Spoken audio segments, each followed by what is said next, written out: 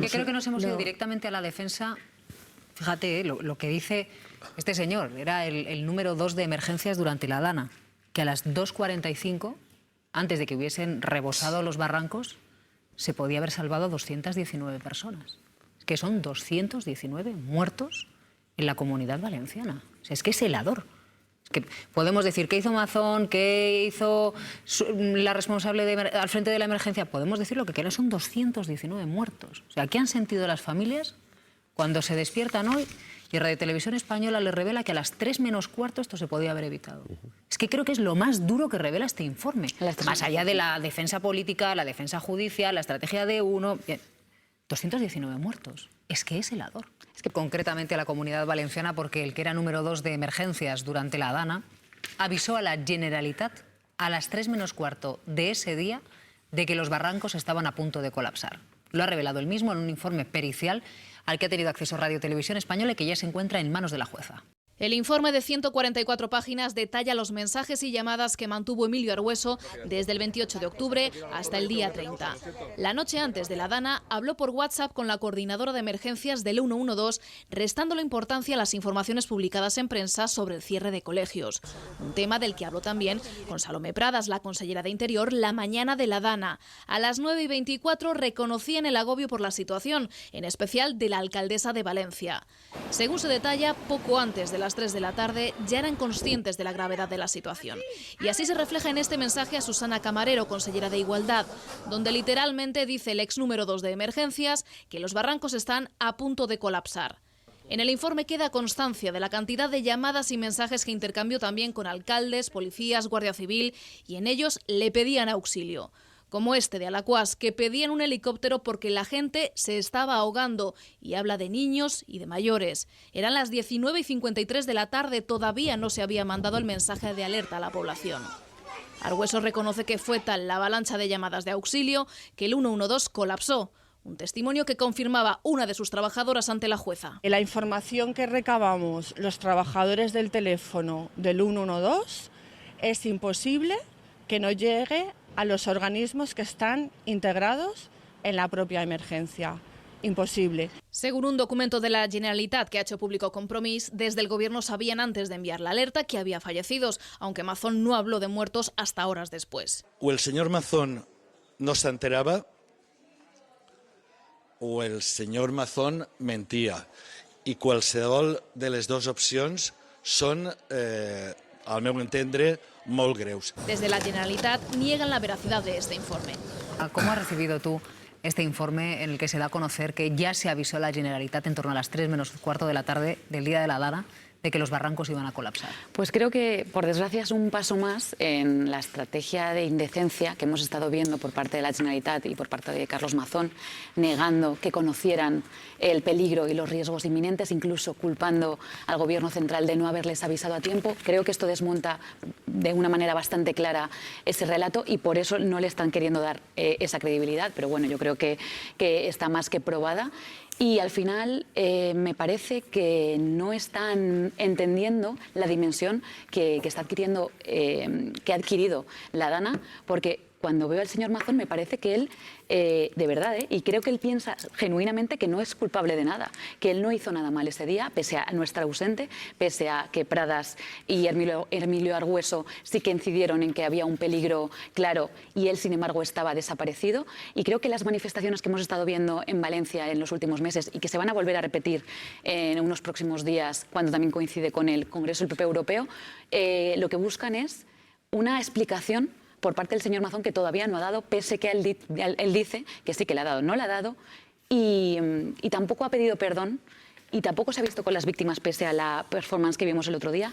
No lo ha hecho. Las asociaciones están muy enfadadas por esa dejación de funciones que yo creo que está ejerciendo el señor Mazón, y lo voy a volver a repetir, creo que no es un problema aislado del señor Mazón, creo que es una estrategia conjunta de la Generalitat y también del PP nacional, que sigue manteniendo al señor Mazón, y también Vox, que a mí siempre me parece muy llamativo el papel que está ejerciendo el partido de extrema derecha, el partido de Abascal, en todo este proceso. Podría haberlo dejado caer, podría ser consecuente con lo que está sucediendo y sin embargo sigue manteniéndolo por un rédito básicamente político y electoral que ellos buscan desgastar todo lo que puedan a Amazon para beneficiarse ellos mismos. Y por tanto, les dan igual los valencianos, les dan igual los informes que pasen, van a intentar mantenerse en la Generalitat, aunque al coste que sea, aunque sea mediante estas informaciones que vamos a seguir conociendo ahora y en los próximos meses. Yo le quería preguntar a Ignacio un par de cosas. Este informe que estamos avanzando hoy en Radio Televisión Importante, Radio Televisión Española, que también es Radio Televisión Importante, es relevante porque pasa 24 horas, o se conoce 24 horas de que declare como investigado ante la jueza de Catarroja, que está investigando el caso. Y claro, entiendo que establece un poco por dónde irá su posición, su estrategia de defensa. También hay que tener en cuenta que es un informe que se hace él a sí mismo, es decir, que es de parte. Evidentemente es un informe de parte y, por tanto, como dices tú, está ya revelando su estrategia. Es decir, cuáles son las manifestaciones, en qué sentido van a ir dirigidas las manifestaciones que pueda realizar. Respecto al informe que estamos conociendo por medio de la televisión española, importante, bueno, seguramente dificulta la defensa, al menos política, otra cosa es la judicial, del presidente de la Generalitat. Sobre todo si asumimos que en la principal línea de defensa política, insisto mucho en esto porque luego está la deriva judicial que va por otro sitio y a veces con decisiones que uno puede entender o puede no entender, pero que tienen que estar fundadas en derecho. Y hablo del discurso político. Si en el caso del presidente de la Generalitat insiste en que no recibió, o una de las líneas de defensa es que no recibió la información que le permitía la toma de decisiones o los avisos que eran pertinentes, bueno, si efectivamente esto es así, esto desmiente, en cierto modo, esa línea de defensa política. Eso por una parte. Observo que se insiste mucho en concluir si Mazón estaba o no estaba donde tenía que estar en el momento que tenía que estar. Seguramente esto puede ser relevante, pero yo no sé si es decisivo. No sé si es decisivo hoy, en un mundo en donde cualquier tipo de decisiones se puede tomar independientemente de donde uno esté. Uno puede gestionar independientemente de que esté en su despacho o no. La cuestión, para mí, me puedo equivocar, no es si estaba sentado donde tenía que estar sentado o si tomó las decisiones que tuvo que tomar y en el momento en que las tuvo que tomar, independientemente de que las tomara, mandando un mensaje desde un restaurante o en un viaje de negocios en no sé dónde. Entonces, pero veo que con una cierta recurrencia, que diga dónde estaba. Para mí no es relevante que me diga o que reconozca lo que hizo, cuándo lo hizo y cómo lo hizo. A mí, desde dónde lo haya hecho, me parece que no es relevante, ni jurídica ni políticamente. Lo que pasa que yo creo que se está poniendo mucho hincapié en ese hecho, que estoy de acuerdo contigo, que debería ser algo colateral, porque como no lo pueden investigar, no lo pueden imputar, no podemos saber esa lista completa de llamadas de teléfono, que él se ha dedicado a dar las que le ha dado la gana. No podemos saber qué recorridos hizo su chofer esa tarde y, por lo tanto, dónde estuvo y dónde no estuvo. No tenemos la información. Claro, Marta, esta pero información el hecho... que tú reclamas, que efectivamente sería la relevante, no la tenemos y él no la da. Y la jueza no puede más que decir, como ya he dicho varias veces, que si quiere que vaya venga de forma usted voluntaria. de motu propio y cuéntenos lo que tendría que haber contado usted ya por una cuestión de transparencia y de dignidad política. Y el señor sigue sin contar lo que tendría que contar y, efectivamente, lo que nos hace... porque todo este debate sobre dónde estaba o no estaba lo empezó él. Acuérdate que la Generalitat mintió, además, y enseña una foto de él entrando por el control de seguridad diciendo yo llegué a esta hora, prueba irrefutable de que yo no decidí nada. Pero es que mintió antes porque él dijo que estaba reunido con el presidente de la patronal valenciana, que tuvo que desmentir que estuviera con él.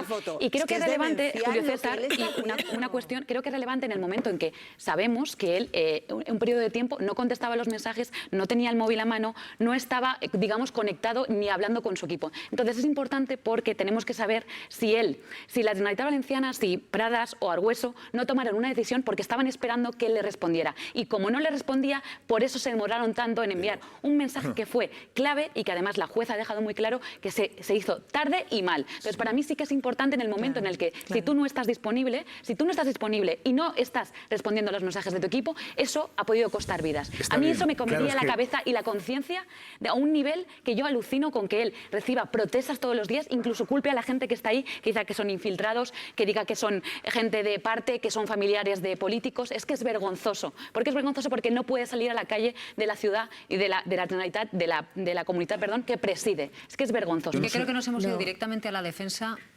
Fíjate, lo que dice este señor, era el número 2 de emergencias durante la Dana, que a las 2:45, antes de que hubiesen rebosado los barrancos, se podía haber salvado a 219 personas.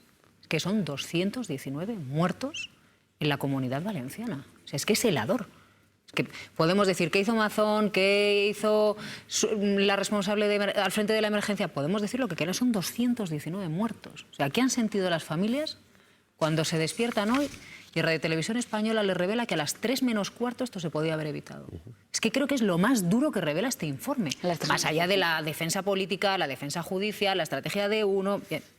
219 muertos. Es que es helador. Es que pasaron 5 horas, más de 5 horas, hasta que la Generalitat envía la alerta. Pasadas las 8 de la tarde. Y a las 3 menos cuarto ya estaban diciendo que la situación se les estaba descontrolando. Es que tuvo que obviar y la respuesta a la vicepresidenta Susana Camarero, que entonces no lo era, pero ya era consellera, es, a ver si podemos hacer algo por ti. Si necesitas algo... Sí, a ver si podemos hacer algo por ti, pero es que es una situación dramática. Espera, que Ignacio quiere intervenir. Adelante. Sí, me parece importante decir lo que de la conducta del señor Mazón, lo que puede tener relevancia penal de lo que no tiene relevancia penal. Es decir, creo que antes de nada estamos hablando de un delito imprudente en donde no se adoptan las medidas que obliga la ley a adoptar para evitar muertes y lesiones de la población. Entonces es importante saber lo que establece la ley.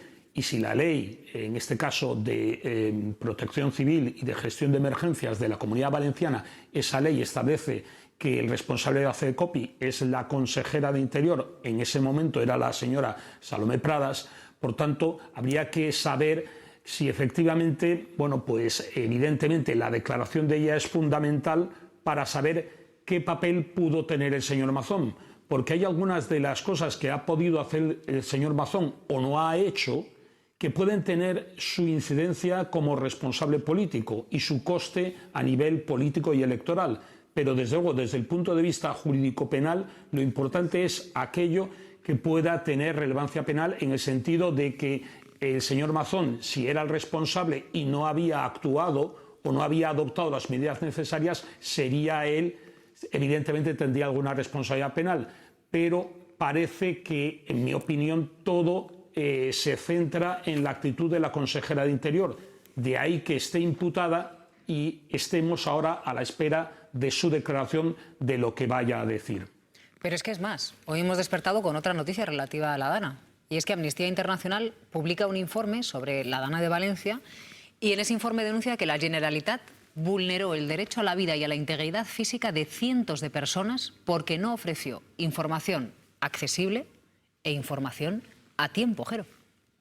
Amnistía Internacional considera que la respuesta institucional ante las inundaciones fue deficiente, dice, y vulneró derechos humanos, entre ellos el derecho a la vida, ya que la Generalitat Valenciana asegura ni reaccionó con celeridad ni proporcionó información necesaria para la protección de la población. La ONG señala también que la falta de coordinación entre administraciones ha provocado una sensación de abandono entre las víctimas. El informe considera que la alerta automática a los móviles enviada por la Generalitat a las 20:11 horas del 29 de octubre fue una mera información a destiempo de la evidencia del desastre y recuerda que según la legislación internacional todas las personas y comunidades afectadas por desastres naturales tienen derecho a recibir información fácil, accesible y significativa sobre la naturaleza y el nivel de una catástrofe y sus riesgos. Amnistía Internacional ha mantenido entrevistas con personas afectadas y con instituciones públicas y en el informe apuntan que la totalidad de los testimonios mencionan expresamente que el mensaje de alerta llegó demasiado tarde. Marta, no sé qué te parece este informe de Amnistía Internacional. Bueno, me parece obvio que se hagan informes como este y no paro de acordarme de lo que fue el hearing de Teresa Rivera en Europa y cómo la llamaban asesina. Es que la llamaban asesina desde las bancadas de ultraderecha apoyadas por el Partido Popular para evitar que fuera vicepresidenta de la Comisión Europea.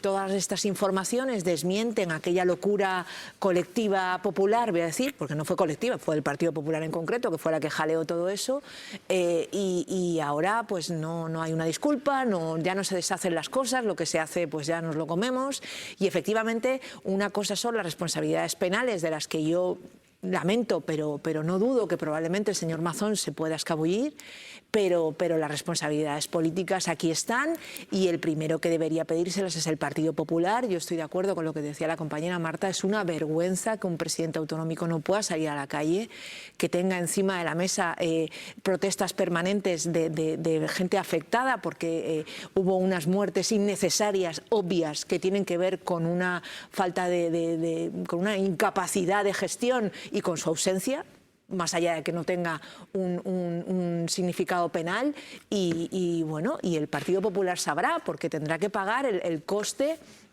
que para mí tiene y que las encuestas dicen que tiene a nivel electoral, y el hecho además de que ahora la convención del Partido Popular Europeo se hace en Valencia, que también muy buena idea, mezclar churras con merinas. Con el medio año de la Dana encima. Y volveremos a hablar de Teresa protestas. Rivera, supongo, porque ahí, claro, es que medio PP europeo, incluida Ursula von der Leyen, estaba defendiendo esa candidatura, mientras desde el Partido Popular estaban jaleando que esta señora era una asesina, para tratar de defender lo indefendible, que es la gestión de Carlos Mazón, que sigue sin ser explicada, porque hay una transparencia cero sobre lo que ocurrió en su agenda ese día.